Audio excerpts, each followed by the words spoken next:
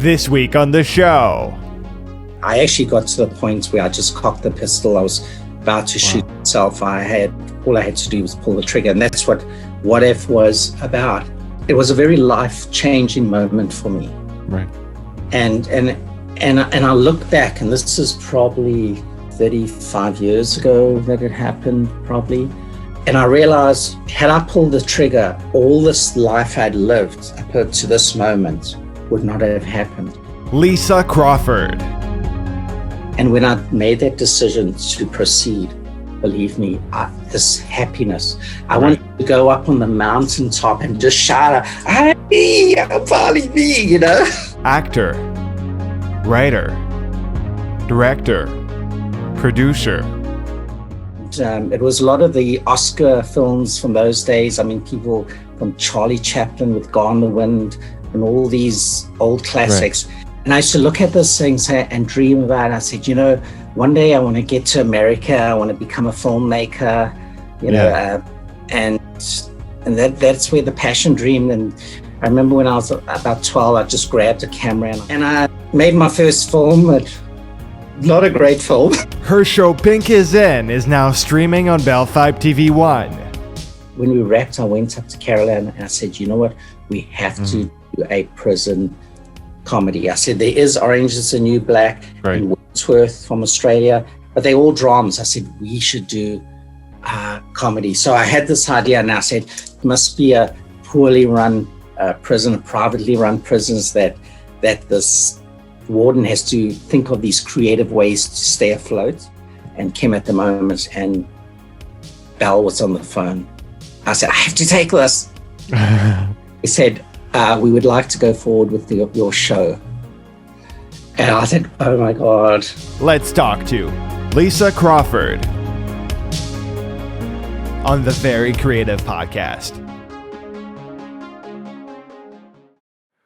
Lisa Crawford, how's it going? Very well. Thank you for having me on your show. No problem. Finally, I meet you. I see you liking all my posts, and thank you for that. And you're promoting your show, Pink is In, right there. Yes. Your prison outfit. Congrats on that. Yes. Yeah. So introduce yourself to everyone.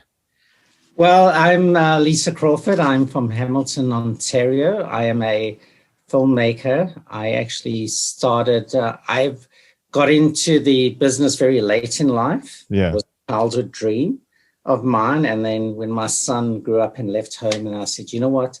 I want to do something that I love to do. Right. So I started off with doing background. I was on a film called Ken. It was James Franco's film. And we had to do these reactions, and I had so much fun doing it. And I was watching the director direct the actors, and I said, you know what? I think I can do that. Right. So in the 17th of December, this was 2016, I said, I'm going to start taking acting lessons. So I took acting lessons in Niagara Falls from Livingston, Beaumont. And 2017, I landed a few small roles. And then 2018, I got my first actor credit on Umbrella Academy, and that's where I met Trish. Yeah, that's awesome. We just connected. And then 2018, I produced my first two films, followed by meeting up with some amazing people like Aaron and Darren. I produced another two films, and then we got a bunch of people together to do a actor co-op, Pink is In, and we submitted it, and we got picked up, and the rest is history. Congrats again. It's so awesome.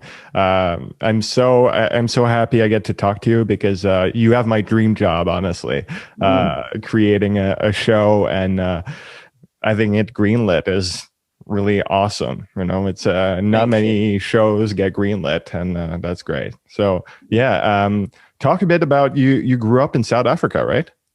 Yes, I grew up in South Africa, Durban, right during apartheid.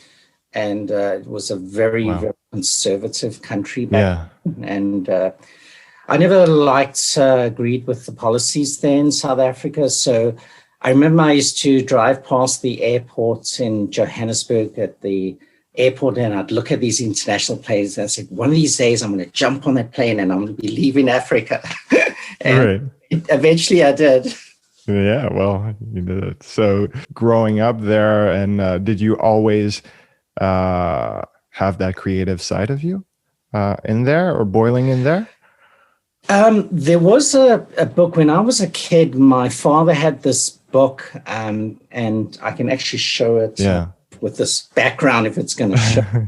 Yeah. But I had this book. It was a 1940s book, and it was a cigarette company that distributed them in England and South Africa.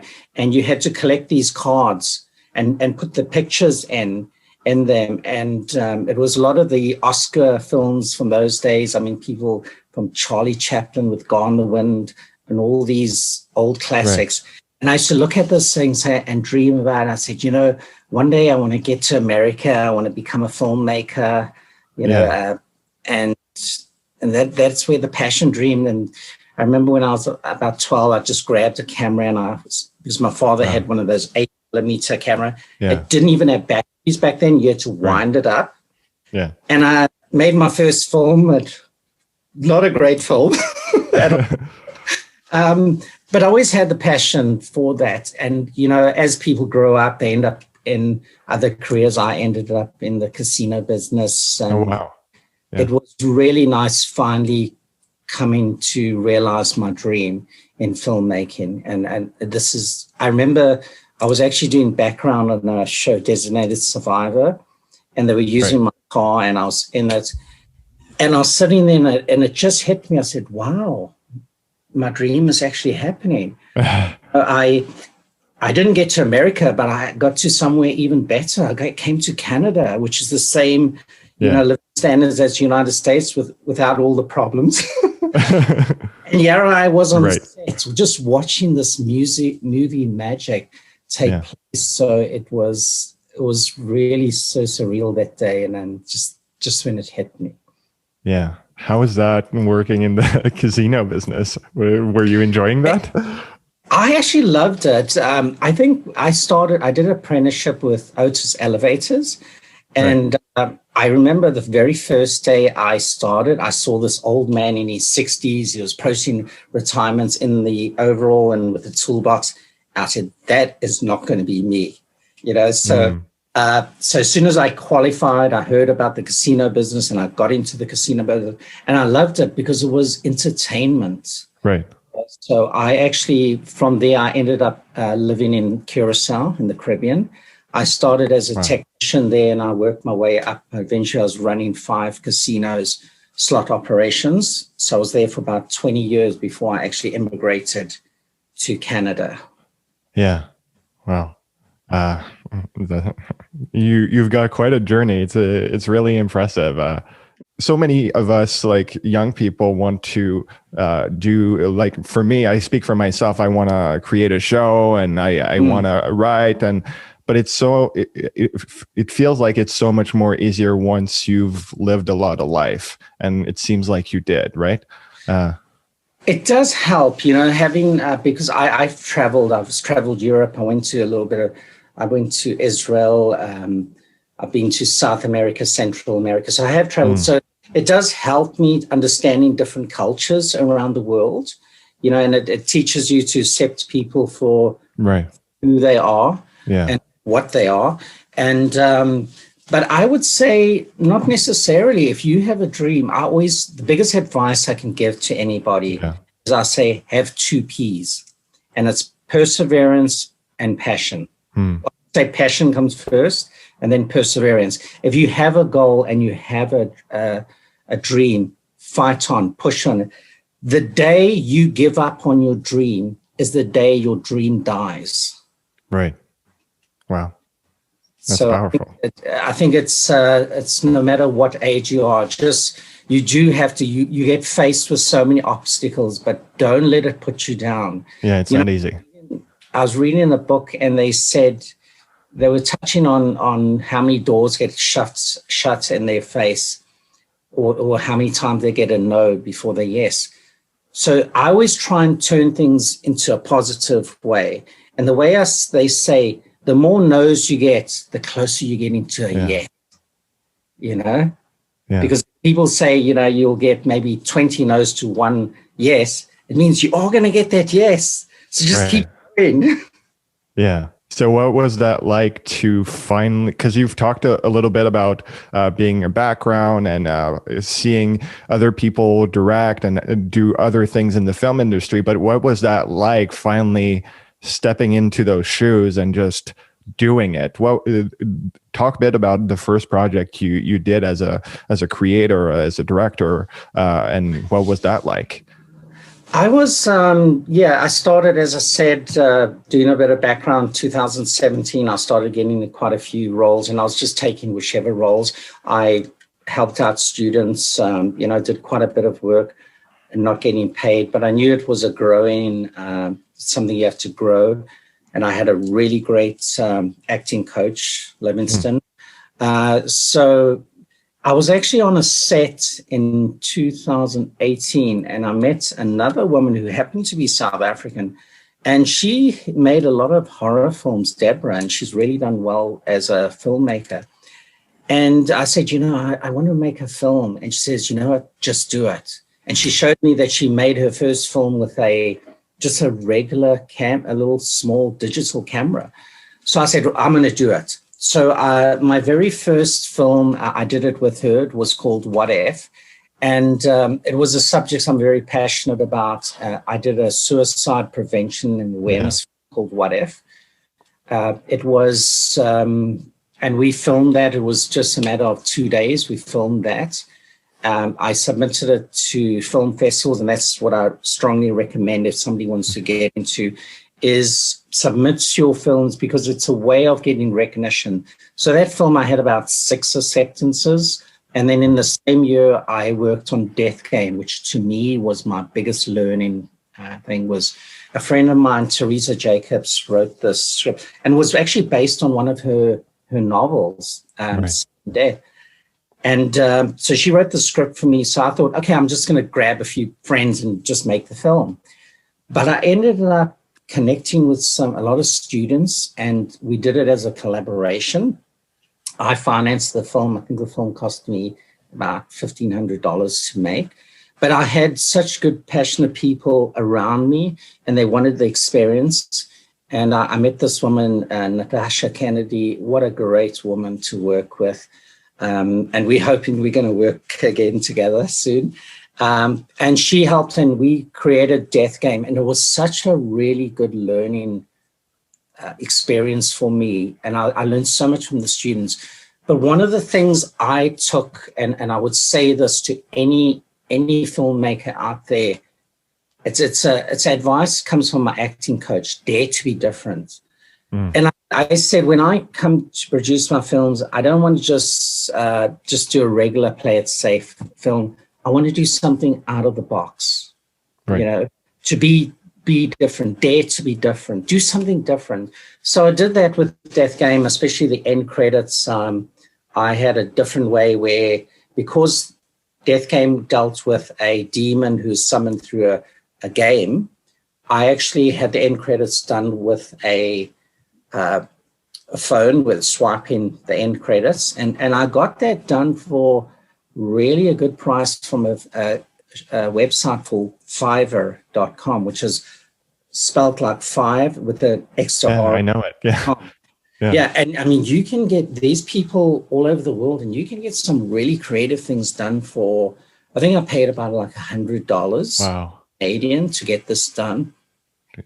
So I had that, and then I was actually on set and CBC did an article on me. And the reason they did the article is because I am transgender. I found there was still a bit of transphobia within the film business. When I was applying for transgender roles, some of them were telling me, no, I don't look transgender enough. I look too much like a woman. And then when I applied for woman roles, I'm too big, I'm too tall, So what a struggle. I said, you know what? I'm going to do my own work. And I'm all about inclusive and diversity. Yeah. So they did this article, and I was actually on set on Titans. And this gentleman sat just behind me, and he turned around and says, "Are you Lisa Crawford?" I said, "Yes." And he said, "Oh, I read the article. It happened to be Darren Stewart Jones." And we started talking, and he says, he was a playwright. He's been very successful writing. Is he a writer on the show? He's actually involved in Pinkerton. He's our script editor, a casting director, and one of the co-producers. And what was he doing on Titans? We were just doing background. Okay. And so anyway, he told me he wants to do one of his plays to film. And enters another very important person in my life was Aaron.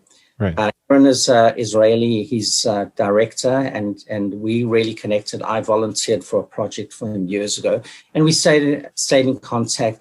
So I always tell this to everybody that there was a transgender, a Jew, and a gay guy going to a late-night diner at 4 a.m. in the morning, and it was one piece, and we had this, and we happened to be a writer, a producer, and director. And three of us got together and said, you know what, we need to make a film. We want to create films. 1 month later, we produced our first film, Digging Up Dorothy. And it was one of Darren's screenplays. We converted it from a play to a film. And then we did his second film, Stroke of Fate, which we actually managed to get one of Canadian's top actresses, Sheila McCarthy, to play one of the leads. And that was really amazing. And that's something that people must realize, is that you'd be very much surprised that if you do reach out to some of these big actresses, sometimes they want to help independent filmmakers. Yeah. And I have to say, the person that's also been supporting me and helped me financing is my wife, Gina. She supported me, and we were doing this show, Are You Curious, which we're still working. It's a little bit of our pets. Yeah, my wife, Gina, she backed us up, and she helped. And so she's also involved in the show. She's also has one of the leads. One of the small roles. She plays Gia in Pinkerton. So, it's just a matter, what I've learned is it's a matter of getting the right people together. One of the most important things I've learned is you cannot do it alone. You need a team, and you need good collaboration. And most important is you all have to work together. You can have creative differences, but ultimately you have to sort of put egos aside and look at the project. That's the most important thing. And I always think of a production being like a clock with all the gears. It all has to work, everybody. And we were very fortunate when we filmed Pinkerton. We had this magical feeling on the show. Every cast and crew wanted to be there on the show. It was just so magical. Yeah. You talk about working with other people, and as a writer myself, I find it very difficult because I want to control everything, and I've tried working with people. It has sometimes worked, it has sometimes failed, but it's hard to collaborate with people when you have a vision. When you have a vision and you know what you want to do, and that's it. So how do you find those people? What's that process for you? Nothing stays buried forever, especially not the past. Yesterday is Not Yet Gone, a mystery novel by Gabriel Veiga, host of the Very Creative Podcast. Available now, paperback and digital. GabrielVeiga.com. Buy it now. So how do you find those people? What's that process for you? I'm very fortunate as before I even bring in somebody onto a show, we just like to have a meet and greet and just speak generally. We'll go to a coffee shop and I'm talking pre-COVID days. You go pre-COVID. And just get to know them, get a feel from them, where they're coming from. And But that's a very interesting point you mentioned, is that you do have a vision. Sometimes you do have to stick to your vision, but also you must be prepared to listen to other people. Yeah. And see, because sometimes, just that little bit of extra thing will just make your project even better. Yeah. So you have to be, I've learned, so I remember when I worked with Natasha, because I'm a mature woman, I'm not going to deny that, and she was in her 20s and she was young. And I remember her said to me, said, wow, it was so great to work with you because you were so open-minded and flexible. And that's what I know. I know a lot of older people can be stuck in their ways. But I think when you're doing a project, keep an open mind and listen to people. But ultimately, you as a producer have to make the decision. And I would strongly say go with your gut. Yeah. So let's talk about your project, Pink is In. I want to go back to the beginning of it. Because I read in the article that you were watching a show. I don't remember what it is, but you had in mind also Orange is the New Black and other shows like that. And you specifically wanted this to be a comedy, just a comedy. So talk about a bit about the origin of it. I got the memo. I can barely keep the prison functioning. What is happening? More budget cuts. This isn't going to be easy. You know how we operate. It's gotta be done. In return, I'm gonna need a kick. Thought you'd like that. Come on, it's not that bad. Right? No, that's bad. It's like running away from home. Who's gonna want to leave Chatsworth? It's a fun hang. Woo! Well, I think every filmmaker's dream or actress is they said, oh, they'd love to get on a series that goes for a good few years. That's everybody's dream. Yeah. You know? And I was on a show called New Eden. It was filmed in Hamilton, and it was a show for Crave. It was a comedy. And I had to play a prisoner, and I had to play the sort of muscle. They put all tattoos on me. And a friend of mine, Caroline, she was playing one of the prison guards in the show. And I had to intimidate one of the leads. And I had so much fun. When we wrapped, I went up to Caroline and I said, you know what? We have to do a prison comedy. I said, there is Orange is the New Black and Wordsworth from Australia, but they're all dramas. I said, we should do comedy. So I had this idea and I said, eventually, I think it was about a month later, we went down to a coffee shop and we sat down and we hammered out and said, okay, what kind of characters do we want? But the idea I already had of the show, it must be a poorly run prison, privately run prisons that this warden has to think of these creative ways to stay afloat. So we came up with all these characters and then we got one of the parts, we said, okay, we need this CEO. And we said, oh, this friend, Kim, I just met this guy, Kim, a really great guy. And then he was a writer, he was a comedy writer, so we brought him in as well. And my friend Aaron, that I'd done the project with, he was just about to leave Hamilton. And he said, you know, I'm heading off to LA or Vancouver. And I said, well, let me tell you this, I'm working on 2 projects. Yeah. Ancient Pink is In. There's another project I'm in the works as well. By the way, you're not talking about the musical Hamilton. You're talking about the city Hamilton. The city Hamilton, Hamilton, Ontario. Yes. Yeah. So he said to me, no, he was just, I want to direct this. I want to direct it. So we got in. So what I did is with ACTRA, you can have what is called the ACTRA co-op.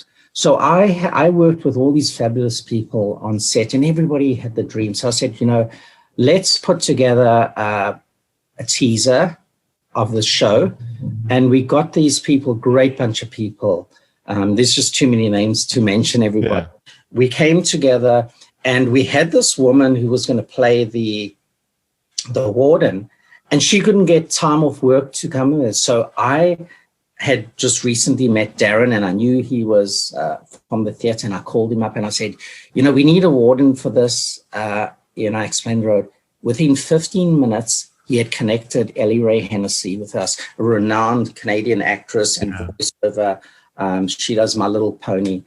And she just loved it. And she said, no, she's willing to come and get involved. So we created this teaser. We shot it on the 14th of December, 2019. And we prepared it. We got the teaser ready. I think it was February. We had a private screening with that. And then there was also a private screening of the film Digging Up Dorothy, Darren's film. And then I was so determined. I said, I'm going to do this. I said, by March, I want to get a deal for this. But what happened in March? Well, COVID hit. You know, and Gina and I got married actually March 17th. Oh, congratulations. Thank you. So, and it was just 6 of my closest friends, and it's the people involved in Pinkerton that were there. So we drove, she's from PEI, we drove there because she needed to get back to the kids, and we got there and we were sitting. So I contacted, we started pitching the show. So I contacted Kim and Caroline. I said, you know what? We're in lockdown. Let's make use of this time. You know, I know a lot of people were feeling just emotionally down. Right. You know, a lot of people were suffering mental issues, you know, with the lockdown. I said, let's keep our minds occupied. Let's prepare the script so if we do get picked up at the end of COVID, we're ready. And we did this, and I started pitching to people, and then it was in June, I got a phone call. I was funny enough on the phone to Caroline and Kim at the moment, and Bell was on the phone. I said, I have to take this. They said, we would like to go forward with your show. And I said, oh my God. I said, wow, it was such a surreal moment. And I got hold of Darren and Aaron, and I said, you know, we got the green light. So I flew back to Hamilton, and we were waiting for that moment for things to open up again. Yeah. And it was, I came, we were setting up, and then we had this little window to shoot the film, which was in September. We had Hamilton Film Studio, which happens to have 2 jail cells, which was perfect. One of the biggest, toughest things was to try and raise the money, because they only gave a portion of the funds. So we had to come up with that. And that's where, so thankful that we had people amongst us. We all put in money towards it because we all believed in the project, and Gina was a big help financially backing the show. So we did the 4 episodes, and we had that little window, and we casted. I realized we need to get some really good actors involved, and we casted actors with a lot. Obviously, we had Ellie Ray Hennessy, brought in Trish, which Trish was involved in. They're all awesome, by the way. I watched the show this morning and last night. And amazing. Like, thank you. They're all awesome. Got John Welch. We had Eileen Lee, Victoria Kushner, and a new up-and-coming actress, Hannah Tiamat. I knew her mother, and her mother said, hey, if there's anything, and she's brilliant. She plays Tiffany Fluffer on the show. So we got all these people together, and along with the people from the teaser, we shot it. We were on such a tight budget, such a tight schedule. But I'll tell you what, we did it. Right. It was amazing. Everybody was so happy to be back on set after lockdown. I'm sure. And we did it. We pushed it, and we managed to deliver it in December, and then January 11th it came out, and wow, now it's available. That's amazing.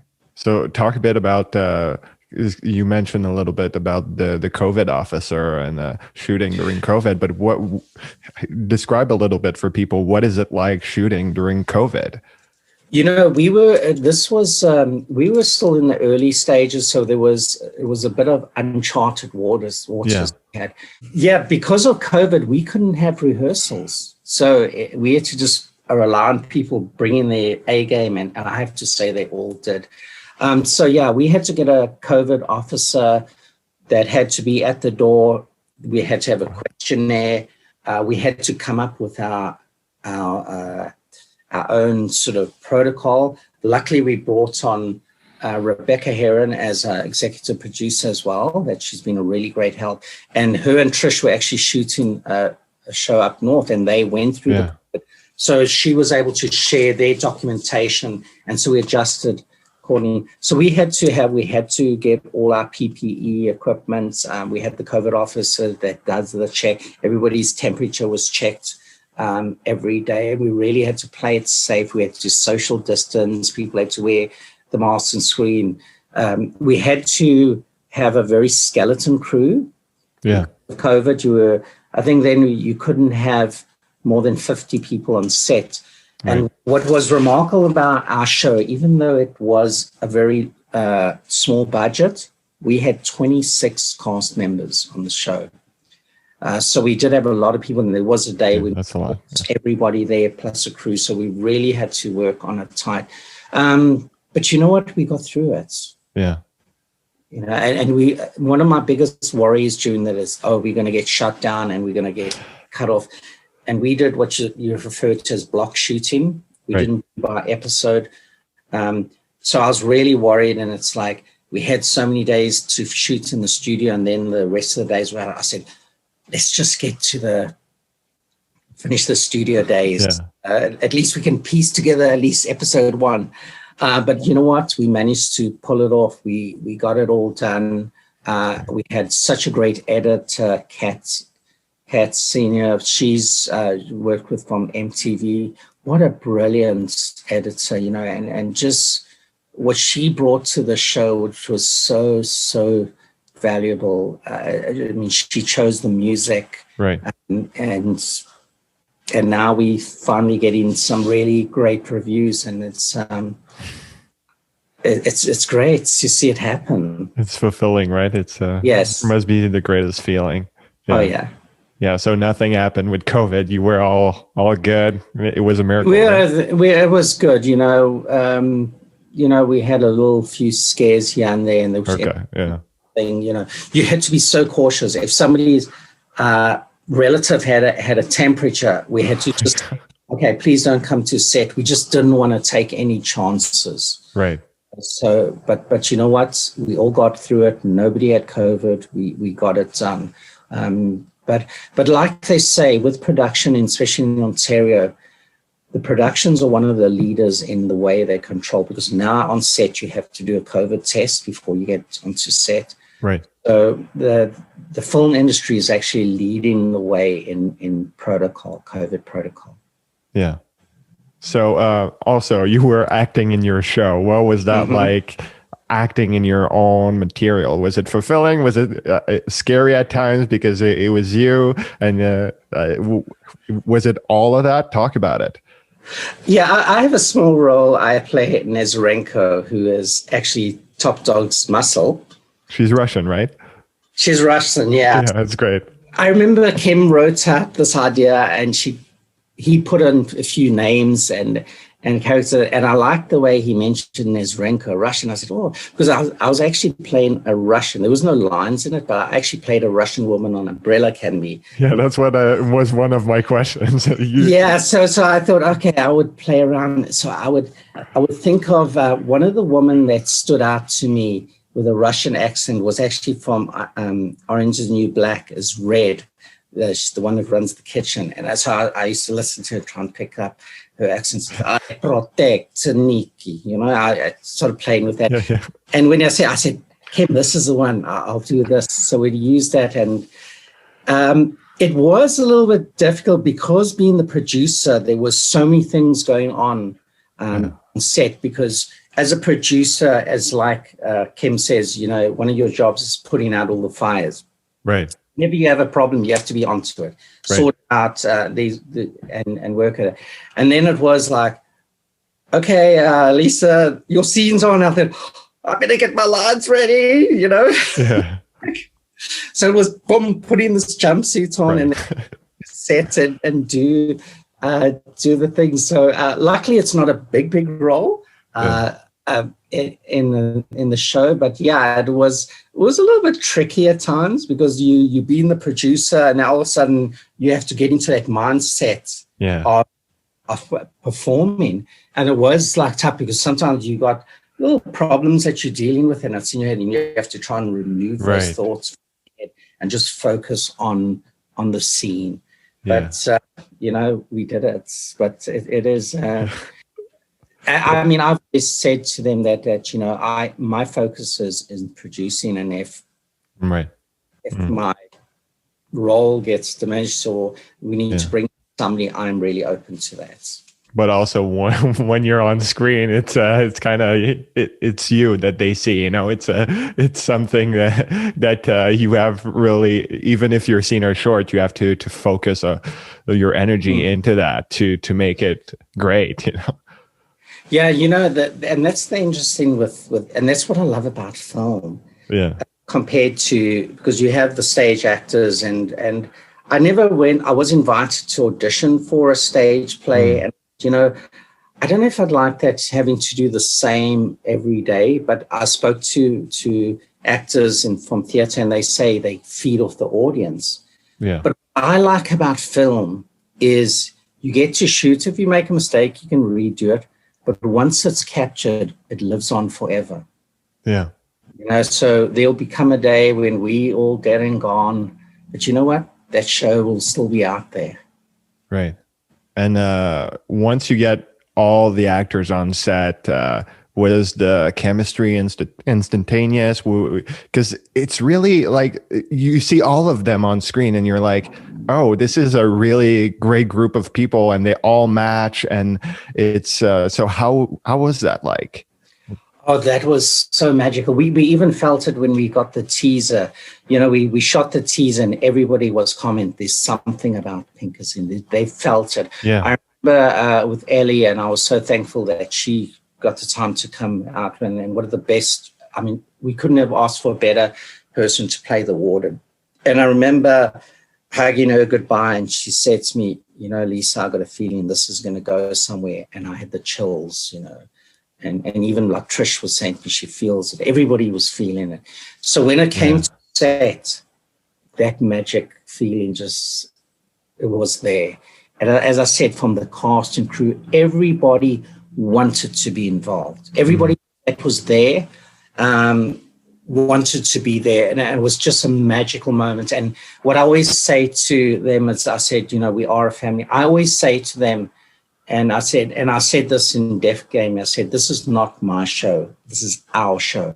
And that's the most important thing that everybody has to realize. It's a collaboration. Everybody is important, from the PAs all the way up to your stars and producers and your production team. Everybody's an important part of the production, and you need people to work. But I love, and we're so looking forward to getting picked up by one of the other big networks. We do have a distributor, a Canadian distributor and a US distributor, right, working hard on the show. So we want to be back. And I remember somebody says, oh, I'm predicting 5 seasons. And I said, no, I'm predicting 8. Yeah. Do you have a plan for 8 seasons? Yes, we have. We've actually got the next seasons all written. Wow. And we're going to be introducing some very interesting other characters as well. Oh, awesome. So we want to go there. And we are family. It's the Pinkerton family. And that's what we are. Yeah. Something you mentioned, because we were talking about the actors. When I was interviewing Trish, there was like Trish Renoni, who was on the podcast, who's on your show. She had this sparkle in her eye, like when she was talking about Pinkerton. Like I didn't know much about it when I interviewed her, and I just saw something. So like now that I think back, it's so magical. Like she was so excited about it, and it was awesome. No, it is. Trish has been amazing. I remember when I actually got to meet her, but we didn't really connect. She had a red carpet event for her show, My Roommate's an Escort. And I remember they did a brilliant thing that they said, if you watch the show and you share it, we'll invite you to the red carpet event. And I did everything because I wanted to start networking. So I got there. I had a photo. We had a photo taken with her, and I can actually share that. I'll send you that picture. Awesome. I'll put it up. With her and Katie Almond, we had the photo taken. We never really got to end, but it was actually on Umbrella Academy. And she was playing one of the swimmers into the opening scene of Umbrella Academy. And I was I had to play the booth lady there. So she was in and out of the pool that day. And I remember we were sitting in the locker room, and this woman appeared, and I said, wow, who's this woman? And I said, I recognize her. And she just started talking to me. And then I said, are you Trish from the show? And she said, yes. And we just hit it off. We just hit it off. I remember, and I remember that day looking at it and I said, wow, why isn't this woman a star? There was just something about Trish. Right. Trish is so beautiful on the outside and inside, and what an amazing person. And we stayed in contact a while. And I remember her saying, one of these days, hopefully we can work together. That's great. And when Pinker's in idea, she was one of my first people I thought of. I said, I want Trish in the show. And I said, you know what? I want her to play top dog. Yeah. She's done such amazing performances. She's brilliant. Really, I think she's going to go a long way, Trish, to be really honest. I know she's also getting into producing, directing and things. Yeah. She's really amazing. Yeah, I agree. She there's something in her that it feels like she's going to be a star. And also, we talked a bit about producing our own work, and because I envy that, and I love doing that, and that's why I started this podcast. I love doing my own thing and having control and writing a novel. It's and you seem to be doing the same thing, creating your own stuff, and it's so fulfilling. Talk a bit about that. Creating your own work. It is. One of the things I've learned, and even my acting coach said, if you do something that you're passionate about and you love, you will eventually make money out of it. Because I remember my acting coach says, if you're passionate and you give your heart and soul into something, and you're doing it not for the money, eventually the money will come. Yeah. And that's something that Trish and I spoke about. We're part of the starving artists. Yeah. Where some of our friends have these big high-end jobs, they got the family, they got the big cars, the big houses, and we are struggling. I mean, when I was living in Niagara Falls at the moment, and I said, I want to pursue this, and I sold my house. I had a vending business. I sold it. I moved to Hamilton. I said, I'm all in, and it's been a struggle. It's not been easy financially, making anything, but you know what? I've been happy. Yeah, that's the important part, right? That is so important. Yeah. I always say to people, like, I remember I had a friend says, Melissa, you're always happy. What is your secret? I said, you just have to be your true self, and then you'll find unconditional happiness and doing something you love. And it's also healthy. Yeah. And it's been a struggle, but we do see a light in the end of the tunnel. My goal is, I don't want to become a millionaire. I just want to be able to do what I love, making film and be able to pay my bills and live a comfortable life. And that's all I'm really fighting for.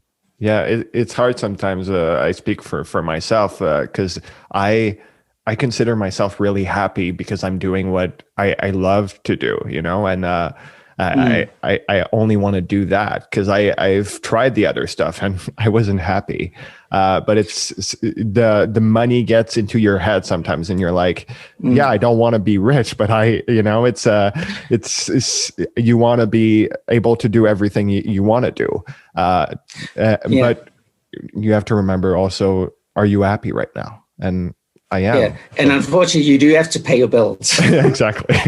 that is the tough thing that you do. Yeah, exactly. That's why it's crawling your head. Yeah, do that. But I will tell you this: I think you will have success because you are doing what you love, and I'm seeing you getting really great guests on the show.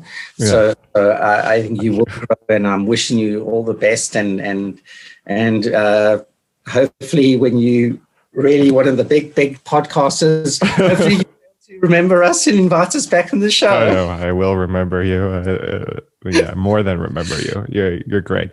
Do you want to talk about what has it been like to be a transgender person in this industry?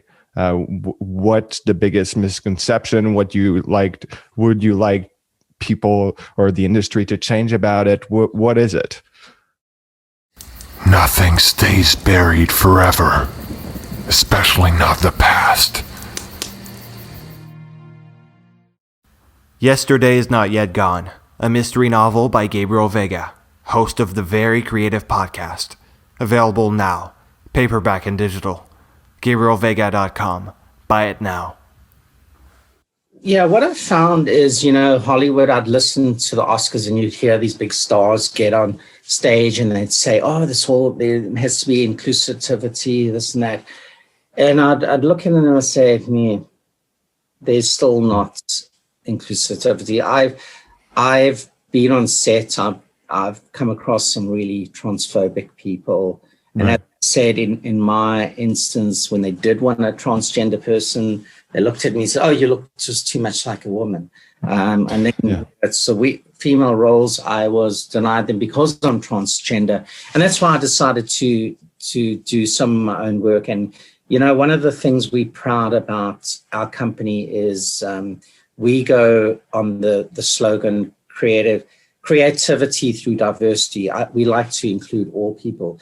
And that's something that I want to do with our work. I said, not everybody has to be the super beautiful Hollywood star pinup model, I want to give everybody a chance, just everyday people. And that's something, and there is slowly change. I was on an interview with somebody from ET Canada, and they were asking the same question.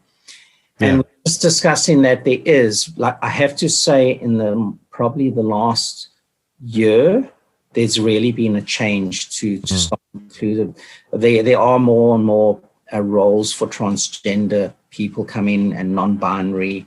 So there is. It's taken a while, but I mean, unfortunately, there are still people out there who are homophobic and transphobic. Yeah. But one of the things what we've adapted to our show is we're not making it an issue about the people playing transgender. We have in our show, we have 2 transgender people, myself being one of them. We have a non-binary actress. We have genderqueer, straights, bisexual people in our show. And we're not making an issue on it. We just happen to be, that role is played by a transgender person. So hopefully there will be other companies, productions that will follow suit, but I'm hoping that it will change. People will, on the question on transgender, some people would question me and they say, well, after your surgery wouldn't you want to just keep quiet and just try and blend in? And I said, yeah, I'd like to, but the reason I'm open about who I am, there's a few reasons. The first reason is actually safety, believe it or not. Because what I've found is if you don't tell people you're transgender and you meet somebody and then all of a sudden they found that it can be turning into a very violent situation. Right. Unpleasant experiences, not too many, but I have had, where people who've been so friendly to me and then all of a sudden they find I'm transgender and their attitude towards me changes. One of the other reasons I like to do it is I like to people to get to know me. We're not freaks, we're only human. Right. And I like to inspire other people. And I think that's what we just had a meeting yesterday with ACTRA because I want to do an article on us, and they just loved what we've done. Because we are a bit of the underdog story, giving people the chance. And, I want to inspire that people can see and say, hey, if she's doing it, I can do it. And that's what I'm hoping, I'm hoping that people, don't be hesitant and don't let it put you down of who you are. And as I said, I like people to meet me and they can talk to me. And I've actually changed a lot of people's perspective over the years. Right. I also wrote a book on my transition. Yeah, I saw that, yeah. I just want people to know about the struggles we have. And as I say, we're not freaks, we're only human. Right. Yeah. And we talked about being our true selves and being happy, and people should look at that more than just being judgmental and not understanding and just feeling like it's freakish or whatever they're thinking of, Yeah. Always, with everything, it's always about being your true self and finding your happiness. Yeah. So, and you know what? And I keep saying to people, when you are your true self, when I decided, because I got a thing about the number 17, because I started my transition on the 17, I was at the therapist, and then that's when she said to me, Lisa, you've been, because I was dealing with the struggle, she said to me, you've been preparing for this all your life. And when I made that decision to proceed, believe me, this happiness, I wanted to go up on the mountaintop and just shout out, hey, I'm finally me, Yeah, finally. And you will, and I know there's a lot of people out there, they're afraid to come out, whether they're gay or whether they're transgender or non-binary or whatever, and they're afraid to come out. But I'll tell you this, when you do make that step, you'll find that you're just going to have this weight on your shoulders just going to lift, and you're going to feel such true happiness. Yeah. That's great. Yeah. Well, this has been fantastic. Before we move on to our game, I always talk about anxiety and mental health because I think it's important also to talk about. So talk a bit about that. How do you deal with it? And what do you do to ease that anxiety in you? Because we all have that. It's okay. We do. It's that's why I actually did my first film. It was What If. At first, I didn't want to make it about me, but we ended up filming, and then we had one take. We ended up using that take because I myself, back in South Africa, I was working in a place called Sun City, which was a resort built in this old volcano. It was one of the casino places, and I was struggling, and I actually came very close to ending my life, and I had a gun at that time, and I was at that level where I was just feeling that I actually got to the point where I just cocked the pistol. I was about to shoot myself. All I had to do was pull the trigger, and that's what If was about. And the reason I did that was because it was a very life-changing moment for me. Right. And I look back, and this is probably maybe 35 years ago that it happened, probably 30 years ago. And I realized, had I pulled the trigger, all this life I'd lived up to this moment would not have happened. And I always say to people, give life a chance. I know people ask me how we all have our struggles. And one of the things that I say is keep your mind occupied if you are dealing with members, and don't be afraid to reach out and get help. Help is really important. Help is important, and the right help. And I always wondered why this, because I grew up in the Southern Hemisphere, lived in South Africa, and then I lived in the Caribbean, and I noticed people there didn't have so much. Like when I came to Canada, I realized so much depression. I lost my first partner to suicide, by the way. Wow. And, and that was also why inspired me. And I never understood it. When I was with her for 20 years, I never really understood. It was only after her death that I really understood that. And I remember there was a radio show after her death, and a guy, I think by the name of John Tesh, I think it was, and he made a simple comment about people who deal with, mental issue or suicidal, is just go to them and say, I don't want you to die. Mm-hmm. And just to be people to feel that, hey, and then that's a simple phrase you can tell somebody and you can save a life. So it is mental issues is a struggle, but I don't have all the solutions for it. But just for myself, how I deal with it, I keep myself busy. That's great. Yeah. Well, thank you for sharing all that. Okay. I really appreciate it, and I really appreciate your openness, and that was great advice too. So thank you again. All right, so let's play our feel good game. Okay. So, what's your feel good film? Something that you just put on to make you feel good? I love comedies. You know, if I ever had to choose, if they said to me, you can only choose one genre, I would choose comedy because I'd rather laugh than cry. I've had shows like Seinfeld. I've watched it so many times. If I see it on, I'll rewatch it. You know? Because it is. So that is one of my favorite films. My favorite films, I know this might sound a bit strange, it was actually Grease. Right. And it is a feel-good movie. Yeah. So, yeah.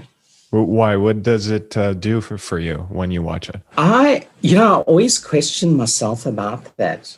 And I think part of it was a character, Sandy, and how she transitioned from one to the other. Maybe I think that's something that recorded with me.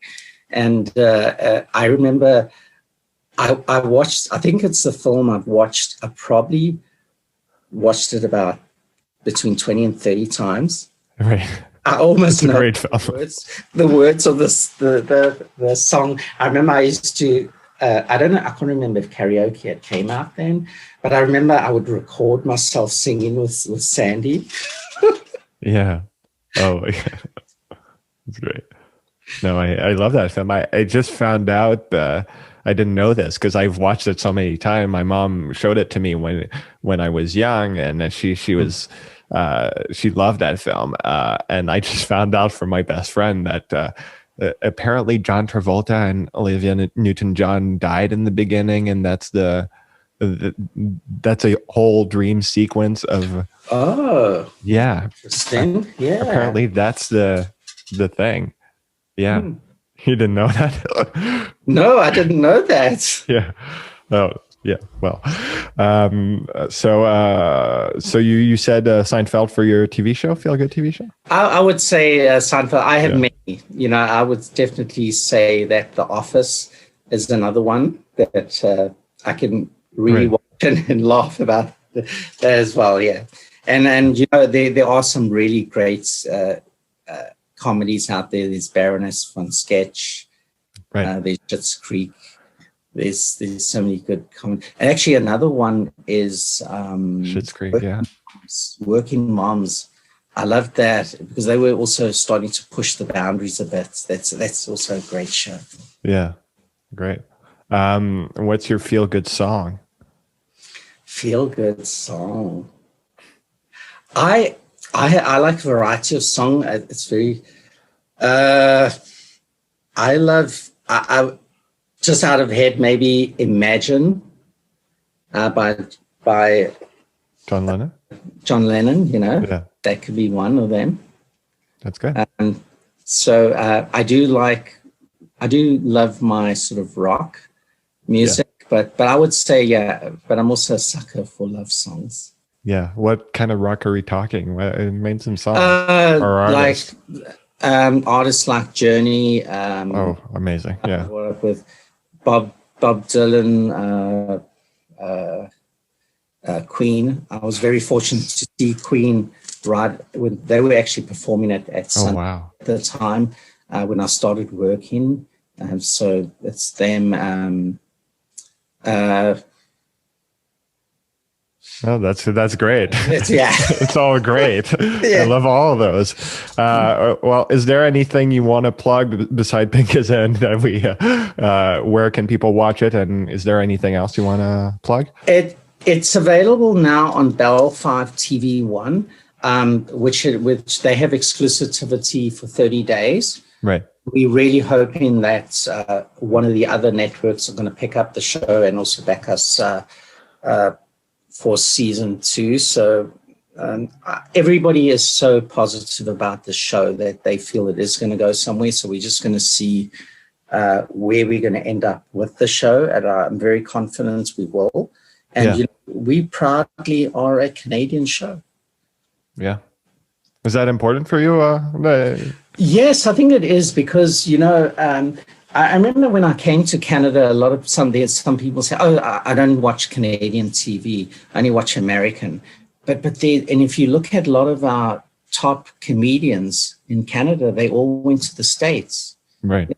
And so why not? But then shows like Schitt's Creek have done so well in the United States. Yeah. I think even Working Moms is now airing in the States. So we have really great cast and crew here in Canada. So why not, And all the American shows get shot here anyway. Yes, yeah. Vancouver or Toronto. That's so interesting. And I applaud you for that, because it's hard making something in Canada that is going to catch the world, Is that your hope? I'm sure it is. Yeah, it is. I want us to be a show, especially coming from Hamilton, Ontario. We're so proud to be a local show. Everything's more Toronto based, but coming from Hamilton, we've got such a beautiful city. A lot of productions are filming here because of what we can offer.